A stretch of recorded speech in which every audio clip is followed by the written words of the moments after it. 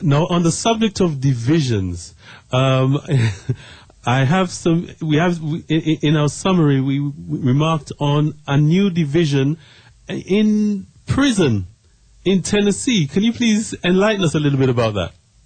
Very, very important, brother. First, let me preface it by saying that all Africans in the U.S. and probably other places are prisoners of war. Absolutely. There's a tremendous amount of political prisoners, some who have been released, some who need to be released, like Mumia Abu-Jamal. Mm-hmm. I want to start there. But there's a safe penitentiary in Chattanooga, Tennessee, who brothers who study in the penitentiary lockdown decided that they wanted to form a division of the government of the UNIA-ACL based upon their studies, based upon their energy, based upon their Rastafari beliefs, and they contacted the President General and Brother Ross Marvin, who is the commissioner down in that area, and asked for a division. That's My tremendous. question to them was, are you certain you're ready to organize a division of the government while you're still in lockdown? Some doing 15 years, some doing 20, and they said absolutely. Now, I'm happy to tell you that the president, who was in lockdown, is now out. He got out 1 month before convention. Right. Certainly they are a chartered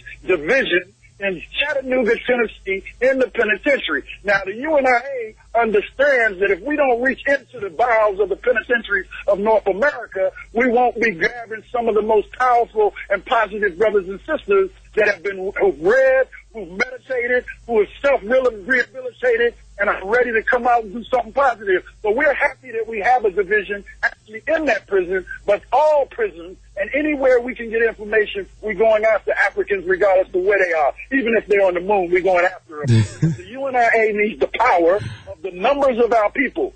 And it's too many of our African brothers and sisters in lockdown in America for us to neglect them. Absolutely. And that's why I think that's such a tremendous and outstanding development. I can't praise you enough, though, for your persistence, as Mama Marimba enlightened us, your persistence in encouraging Mama Marimba to be part of the UNIA, because we have a great deal of love, and as you probably heard in the interaction, Mama Marimba is our spiritual mother. So having her on board is like, an extra seal of, you've just crowned it, as Brother Leader would say. So we commend you on your persistence in pursuing these great people and getting them on board. But the outstanding one is really the prison, in Tennessee. That for me is tremendous. As Papa Malcolm X would say, we're still in prison, but we give thanks for that development, and hopefully that will be the start of maybe more divisions in prisons.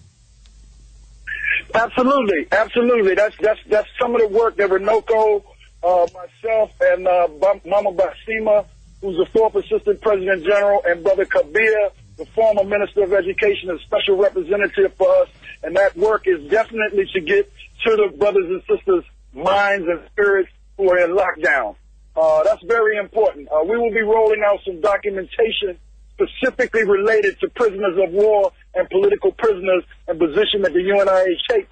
And while we have to reach inside the bowels of North America, because actually all of us are in some form of fashion of shape, even though we might not be in physical lockdown, we're mentally prisoners of war in the United States, snakes of America. Absolutely.